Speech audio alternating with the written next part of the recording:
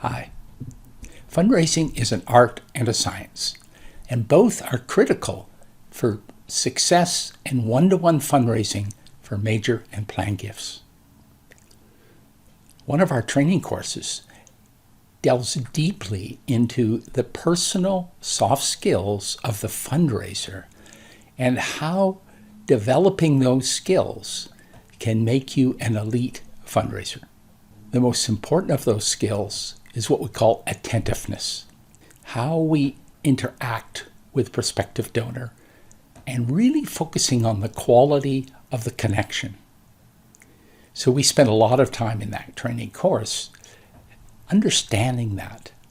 This video is going to highlight then attentiveness, this important soft skill.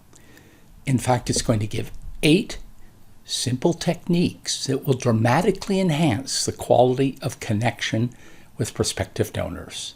And don't ever underestimate the importance of that connection.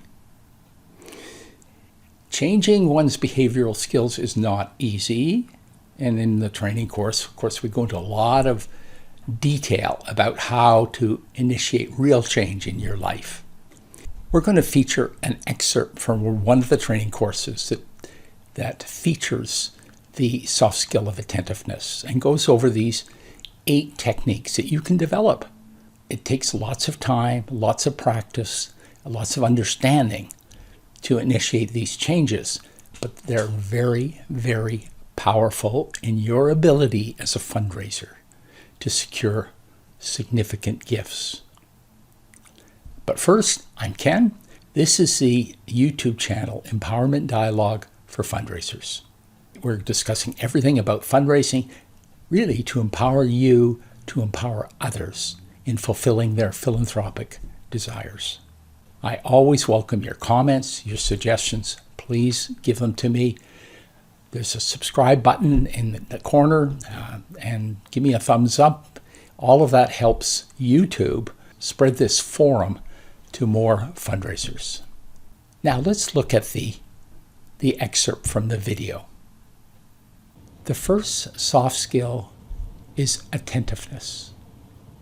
Attentiveness is the ability to connect and maintain focused attention on another person or the environment with enhanced sensitivity. Attentiveness describes the quality of connection. As much as possible, act like that 6-month-old infant in how you connect to a prospect. Being open, non-judgmental, curious, wide-eyed. The prospect will open up in return to you just as they would to an infant or a puppy. Why do you think everyone loves puppies? Puppies are just totally present. Display no judgment, have no agenda, and simply be available. So when you ask the open-ended question, just be wide-eyed. Remember, this might be difficult for you. You might have developed ways to avoid making such deep contact for even a large portion of your life. These are the techniques to express your attentiveness consciously. Look directly into the prospect's eyes, not staring, just naturally. I remind myself to be curious. That sets me into the right frame of mind. Maintain square body position, leaning slightly forward to the prospect, head upright. Body language should be open, not putting up any barriers between you and the prospect. No arms folded across your chest, no hands in front of your face. If possible, no tables or desks between you and the prospect. Don't put impediments between you if you don't have to.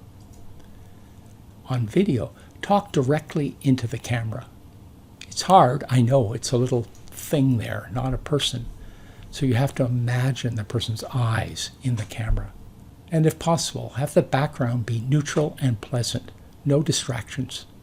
Have a good microphone, sensitive and clear.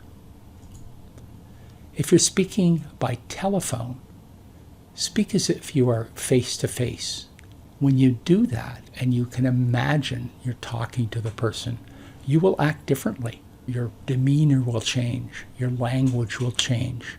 You have to pretend that you're speaking face to face with people. Exhibit curiosity and responsiveness in your demeanor and your language. Key elements in part of being very attentive. And finally, be vulnerable, showing emotional response to this prospect's response to your questions. Allow yourself to feel it as well. It will enhance the connection and will enhance the conversation. Those are the techniques to follow to develop superior attentiveness with no barriers. The prospect feels more engaged, has more energy in her response. So that's the excerpt. Just going over the techniques. In the training course, of course, we go through exercises, we do role plays, demonstrating the difference of using these skills, and really give guidance for how to change these in your fundraising life and in your personal life, because these are personal skills. Enhancing, yes, the ability to work with prospects, but also in your everyday relationships in your life. Thanks for watching. I hope this helped you and opened the door a little to the power of personal skill development. Until the next video then, good fundraising.